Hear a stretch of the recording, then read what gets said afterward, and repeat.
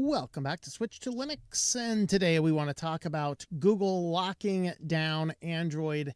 The deadline is coming up, and we still have not seen this advanced workflow outside of one little thing we'll talk about.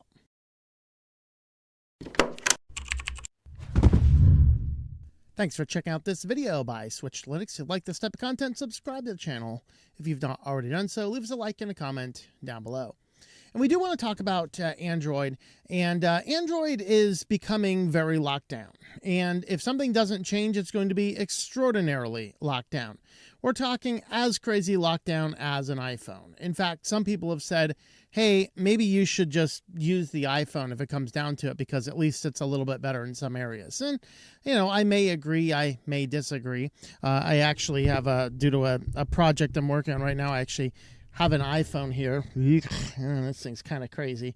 But I set it up, and, one thing I actually haven't investigated, I don't see right off the hand looking at an iPhone here is I don't see a means to have a custom DNS.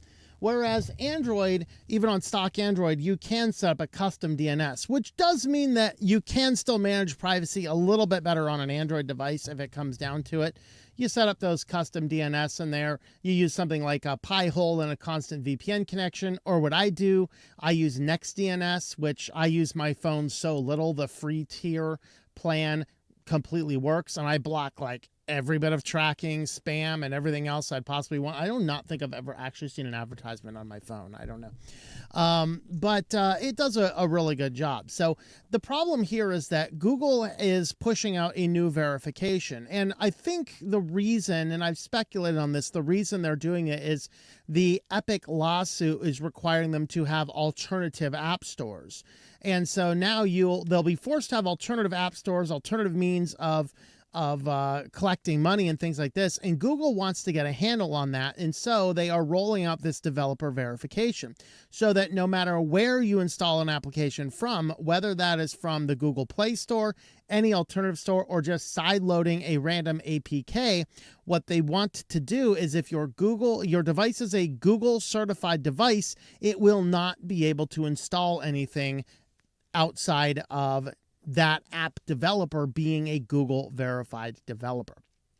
So what effectively does that mean?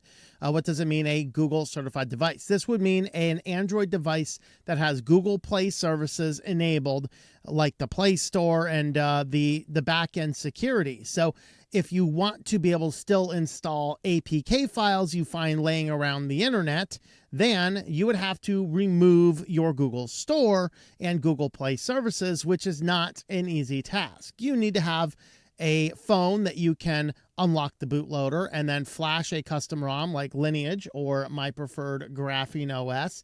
And you can go ahead and do that. And then by default, those will not have Google Play services. You have the option on Lineage to install the Google Play services or install MicroG or do what I do on my Lineage phones. I don't do any Play services at all. No mimicking via MicroG or otherwise. Or on Graphene, you can even use a Google Play services in a completely sandbox system that does keep your data private. Now, I actually do that on this as a Pixel 6. This phone is actually what I use to manage my Starlink. And this one here, because the one element of the Starlink app requires Google Play services, I went ahead and set this spare phone up with the Google Play services sandbox so I could run that full Starlink app. Now, to be clear, if you're considering Starlink, that function of the app is not a requirement. I actually want to test the Starlink app without Google Play services and see how it works for managing the device outside of that one feature. But there are multiple ways that you can have Google services or not Google services on a phone. The problem is that once this verification goes through, the cross-section of people utilizing an app that can be sideloaded becomes so small that many developers will be like, no, I'm not doing it, because it would require them to do a number of different things. And among those different things, it's going to require them to pay Google a fee. Now, there is a free account for hobbyists and students, but it's a lot more limited. You have to agree to Google's terms and services. You have to provide a government identification. You have to upload evidence of the developer's private signing key, and you have to list all current and future application identifiers, which that means there's a lot of people that are like, I'm not giving all that information to Google. But this is a means that Google will allow any app store. So we go into this Play Store with Epic. Just think about this logic and how the lawsuit played out. They accused Google, which was completely open, like you could install anything to it. They accused them of being a monopoly. So now they're going to force Google to allow third-party stores that all third-party stores and all applications developed with them now have to be ID verified through Google. I think we just took the non-monopoly and made it a monopoly. So judges, you want to look at this again? I mean, really. But the concern here is that it is now the middle of March, and by September, these things are going to start rolling out around the world. Now, Google, in response to some backlash, has said, well, we're going to have a way that developers can, or, highly knowledgeable people can do this. And I think they provided only a little bit of a hint, and it's basically sadomasochism with your Android phone. We'll get into that in a moment. But there's no official statement. In fact, the official statement from them is starting in September 2026, Android will require all apps to be registered by verified developers in order to be installed on certified Android devices. And then you can sign up and you can have early participants. Will also get invitation to exclusive community discussion forum. All we needed, another Google forum without Google employees there. Priority support for the new requirements. So priority leakage of your ID and a chance to provide feedback that we won't listen to. Wonderful. All right, to get Verify, you just need to complete two main steps. Verify your identity with the evil corporation known as Google.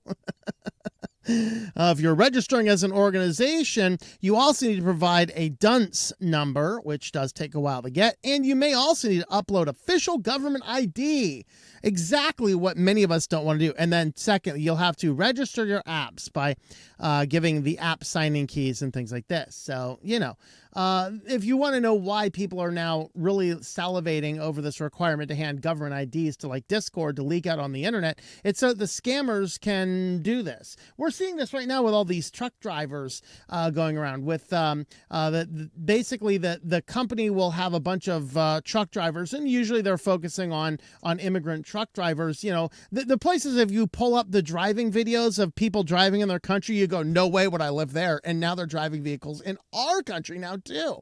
And when they get fined, they just shut the company down, and the truck drivers actually have magnetic stickers of their dot numbers. They take that one off and slap a new one on because they already have a couple companies in the backlog. So this is not actually going to stop people. They're just going to steal more IDs and create more accounts. So when they're caught doing something bad, now there's a paper trail leading back to you who foolishly provided your identification to some ID verification app like Discord. And now the FBI is kicking in your doorstep because, they believe that you're actually the one behind this illegal stuff. So thank you, Google. We appreciate that. But let's go ahead and have a look at the discussion here. So, obviously, the developer verification program is coming in starting in September in certain regions. They're rolling this out, I think, in Brazil first. There's like four, like Brazil, Singapore, basically the places that have the most scams going on. Any app installed on certified devices will have to come from a developer who's gone through Google's new verification process. Now, what this means is that if you are in one of these areas, I know Brazil's one, I know Singapore's one, I forget what the other two. There's 4 regions this is starting in first. So what's going to happen is there will be an update happening on that date around September of 2026. And then all of a sudden, every application you might have on your device that is not certified from a certified developer simply stops working. It might even get uninstalled. There you go. There goes your free device. This applies wherever they came from. Even if you've downloaded those officially from the Play Store, if those app developers did not verify themselves, those apps will disappear. Third-party storefronts or direct APKs. The things you found, not from some weird seedy, hey, cool place to get APKs.com, but, you go to an official developer's GitHub page and download the official compiled app. And, that's generally reasonably safe. But no, you can't do that. So to get verified, developers must register through a dedicated Android developer console, providing their legal name, address, email, phone number, and in some cases a government ID. How wonderful. Organizations need the DUNS, which takes about 30 days to obtain.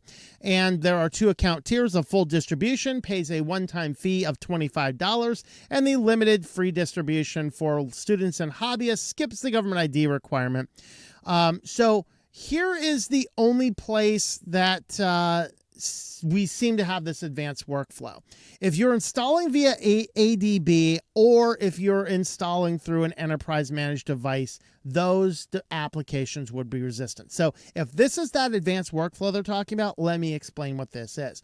If you go into your device and you go down to your About the Phone and you click that 7 times, you'll get a pop-up to enable developer mode. You go into developer mode and then you can enable ADB Bridge. Okay, ADB Bridge allows you to plug your phone into your device, and then using a terminal, whether if you're on Windows from Microslop, then you'll be going into like the command prompts, or if you're on Linux, you'll just use any random terminal, and then you can now manage the applications in your phone utilizing the ADB Bridge. And so you would download the application, you run the terminal command ADB install package name, and that will send that APK to your device. So it looks like that's the advanced workflow, which is an insanely annoying thing to do, to install applications to your Android device. I have done it before in testing some non-distributed APKs. I was testing out a couple times. I've done that before. Also, that's common if you're flashing custom boot systems to your phone. So this is all stuff I've done before, not a huge deal. Obviously, anything deployed through an enterprise, you got to give those businesses like Google and Apple, you got to give them a pass. Maybe big companies like Walmart, who requires, did you guys know that Walmart requires employees to have their Walmart app on their phones? So I always tell people, you're going to do that at Walmart, then before you go to Walmart, take $50 like your first paycheck, go back to the electronics and buy one of those cheap Android devices they have there. Don't put a SIM card in it, install the Walmart app on that, and that is your Walmart phone. You can walk around, use Walmart's Wi-Fi. A friend of mine's a manager at a Walmart, and he's like, is NordVPN good? I'm like, well, I'm not a huge fan of those. Like, but if you're using that to connect to Walmart's internet, yes, you put NordVPN on your device. So he does that. So that's good. All right. So here it goes. Brazil, Indonesia, Singapore, and Thailand are the first ones to roll out. Now, does it make sense? Now, what Android is saying here, what Google is saying is this is an security measure because their own research, I'd like to see a third-party research on this, but their own research suggests that internet sideloading installs malware over 50 times more likely than through the Play Store. So the reason I would like to see my own research, I'd like to see this tiered down. Like, how are these getting installed? Is this people making mistakes, or is this people being stupid? You have ways to fix stupid. In fact, Android already has security filters on it. Before this even passes, before any of this goes through, Android already has a feature that checks your applications for suspicious behavior. It's already baked in. I can't remember exactly what it is because I have not had a Android phone with actually Google installed on it for a long time.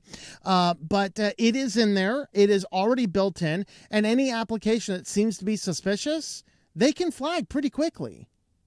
And so the challenge that we have here is that we're talking about this is 50 times more compared to installing through the Play Store, which still is a great vector for distributing malware. And it's going to continue to be a great vector for distributing malware. People are just going to be registering it under false names with stolen IDs. Because, as ID verification rolls out, more and more IDs will be available on the dark web because, none of these companies are securing this stuff really well. They're just rushing really fast to comply with these crazy laws rolling out. And so they say the core idea is accountability. The developer caught distributing malware can be removed from the Play Store and comes straight back under a different user identity. That is true. All right. Developer verification is meant to make that harder by tying app distribution to a verified real world identity. This is the problem, is that they're going to see this advanced workflow. They're going to experience this, and they are going to work on developing. They're going to have a pipeline now of IDs. They're going to have a bunch of benign apps. This is the thing they do right now. They do it with the same thing with browser extensions. They will create a whole bunch of verified accounts, verified with stolen ID, by the way. They're going to create a bunch of these verified accounts, and they're going to keep a pipeline going of good stuff. And then they're going to, after several versions, they're going to install malware that way. And if one of those gets shut down, they're just going to shut that down and then roll that malware into the next shell company that they have already established. That's what they're going to do. It's going to be very interesting, but this is not going to stop them. In fact, I will predict we're going to see more malware coming out rather than less. All you're going to effectively do is lock out the people who take privacy seriously. We're going to lock those guys out. But the problem we have here is that this is not going to stop the malicious people from acting. So in theory, repeat offenders will have a harder time cycling through new accounts. So there's a reasonable argument, but anonymous distribution channels have historically been where a lot of malware activity takes place, which is true. Raising the barrier for bad actors to operate at scale is not on its face an unreasonable goal. And for average Android user who installs apps without thinking much about where they come from, more accountability in the ecosystem is not a bad thing. Now, the problem here is that it requires groups like F-Droid. So what F-Droid does is they will find the various software. They make sure that it complies with the GPL licenses. They will make sure there's nothing malicious in it. They audit it themselves. They compile it themselves and distribute it. So under this model, F-Droid could not do that because they are not the owners of the software. So F-Droid would have to completely shut down under these rules. There goes F-Droid. And under other things like Izzy on Droid is another third party that would disappear because of the APKs, basically doing the same thing. So effectively, what Google has said is that they have said basically, hey, we're going to have an advanced pipeline, but the time is running out. We only have a couple short months left. What is it, like less than 6 months before this rolls out? And if your advanced workflow is an ADB bridge install, that is not a viable solution. Okay. Same thing with iOS, as I've always said, though. This does not have to be easy, but it has to be doable. You need to allow people to install applications on their own devices. I own this phone. I paid cash for it. I own this phone. Actually, someone gave that one to me. I own this phone. I paid cash for it. I went out. I bought these phones. I'm using them for specific purposes. Let me use my phones in the way I want to use them. This crazy Apple device, I mean, that thing is, I use it the way Apple devices are kind of meant to be used, sort of. It keeps on pestering me to turn on location. No, I'm not turning on location. I'm perfectly competent human being to go to the weather app and tell you what city I'm in. I do not need you to figure it out from the location so you can sell the location data to every other app that's out here. Okay. But there's, like I said, there's a creepy reason I have that phone. The other ones, like my primary phone, Graphene OS here, yeah, I want to manually install the applications from places I trust, like F-Droid, which is where almost every application on that has come from. I think I'm running the Gadget Bridge for my watch. I think I got that one from the actual developers. But I need to be able to install these things. And this does not really impact on a technical level.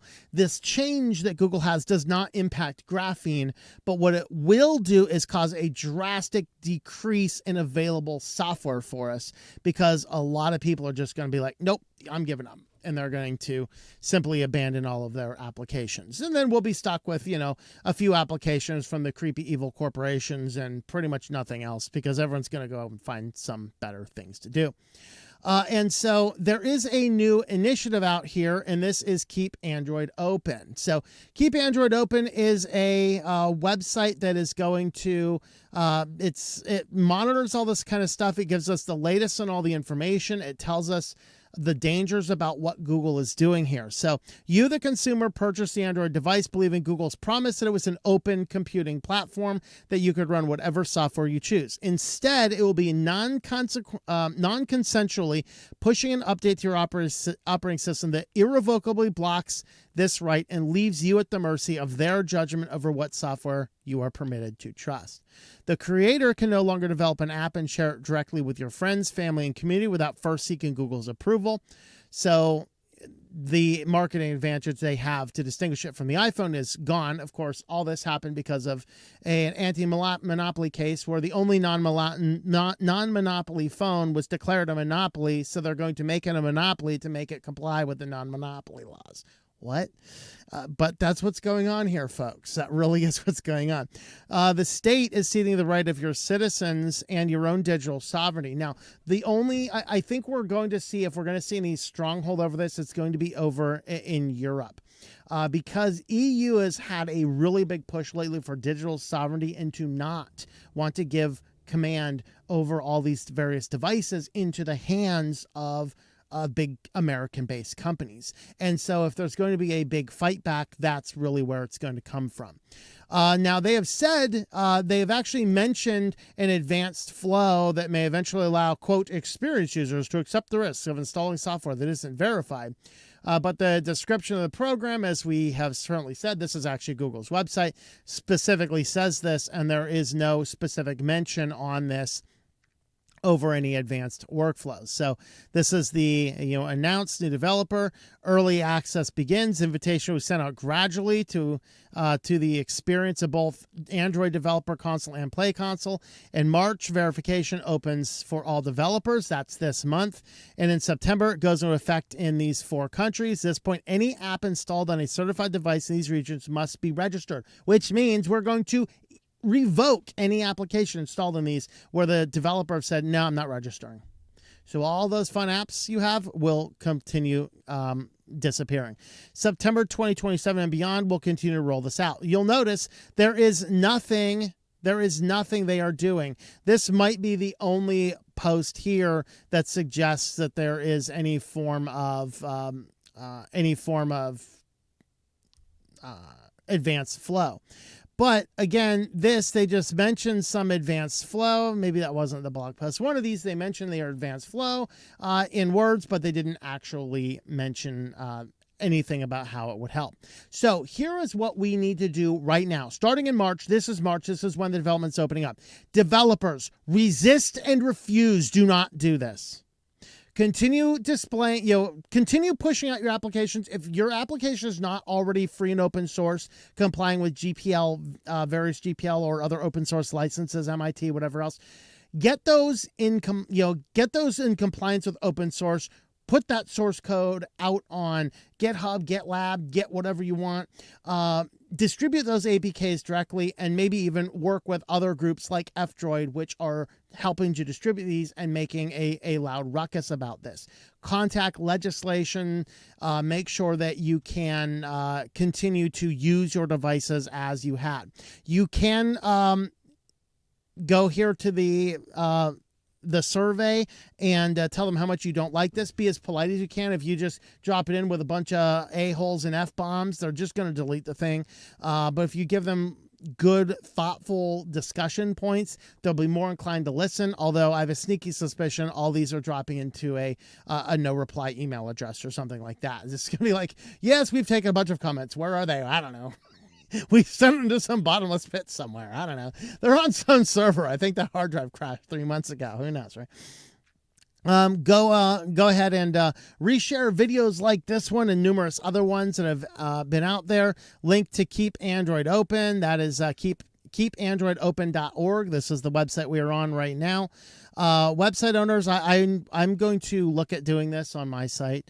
And then consumers contact national regulators. Not that they're going to listen either, because Google shows up with a giant Monopoly bag of gold and places it on the congressman's desk and says, do what we say. And then you come in with your no power and angry emails. I want to access my phone. And they're like, ooh, I like that gold a little bit better. So it's not likely to work, but you might get a couple of them. And there are actually a few different politicians out there that are doing things. Brazil, I think Brazil's lost. So I don't know. Brazil's got nuts, guys. I don't know. But you can reach out. They have direct links to a number of different places out there. And really, that really is where we are at right now. We are at serious risk of losing access to our devices. Now, whether you want to use your stock Android or whether you want to go down the rabbit hole of Graphene OS, or you want to split the difference and use Lineage OS or something like that on your devices, I switched. I'll just tell this story again at the end. My first Android phone was one of the Commando phones. I got it. It was really cool. And then, that was early technology. The battery started to die. I wanted to get an upgrade. I went with the Commando 2, and it was just like, oh, that thing was so googly. I just like, I took it back. I'm like, no, I can't turn this crap off. And I actually switched back and I picked me up an iPhone. I think it was the iPhone 4. That was my first iPhone. And that was so impressive to me. I can't remember, did I get the iPhone first or did I get the iPad first? I got one of them first. And one of those, I think I did the iPad first. And that, how good and how smooth it was, kind of convinced me, saying, hey, let's check out the iPhone this way. And the iPhone was a breath of fresh air over early Android once Google got involved. Now, that Commando, Google really wasn't involved in it much. I'm not even sure if they had bought it yet. So it wasn't constant Googliness all over the place. And then by the time I got that second one, Google was all over that thing. I couldn't get it out. And so iPhone was a breath of fresh air. But then I ran the iPhone. I think I ran 3 or 4 models of the iPhone. I threw a Windows phone in the mix in there as well. I really like the Windows UI. Unfortunate about the wind blows, but but it had a good UI, but there were too many bugs, too many issues. So I went back with the iPhone, and the last iPhone I had, I think, was the iPhone 5C. So that was, I think, the last iPhone that I had before I picked up this SE2. From there, though, I started getting into Linux. I started getting into custom operating systems. I was researching Lineage, so I found the Nexus 5X phones on eBay or on Craigslist. So I met a guy at a gas station, did some shady backdoor deal, and I handed him an envelope of cash, and he handed me this creepy phone. And I took it back, and I wiped the operating system that night and put Lineage on it. I was like, wow, this is infinitely better than the iPhone. And so I ran Lineage on that. That actually supported, I don't think it's still out there, but there was the Copperhead. So I did the Copperhead for a little bit. And there were some issues I had with a couple applications. So I went back to Lineage and I ran that until I did the Pixel. I found this Pixel at a pawn shop for $150, talked them down to 130, and got that for 130, flashed Graphene on it, and Graphene is just so much better than that. And so looking forward into this prospect in this world where the entire freedom I have on a Graphene phone or even a Lineage phone, the entire freedom I have of doing that and having usable applications convinces me if we cannot get a handle on this, it's just time to go back to the flip phone. That's it. It's just time to go back to the flip phone, because I am not interested in a device that every single application has to be run with the express permission of Google. And this is why we need to fight back against this kind of stuff. So let me know your thoughts about all this. Fight back. Will you fight back? Stop putting the Clippy in your profile picture just to have it there. Actually get out and do something. Contact legislators, do whatever else you can possibly do. We have to fight to keep our Android open, or we're going to lose it. And that will be a frightening perspective. Let me know your thoughts about all that in the comments down below. Thanks for watching, and I hope that you enjoy switching to Linux.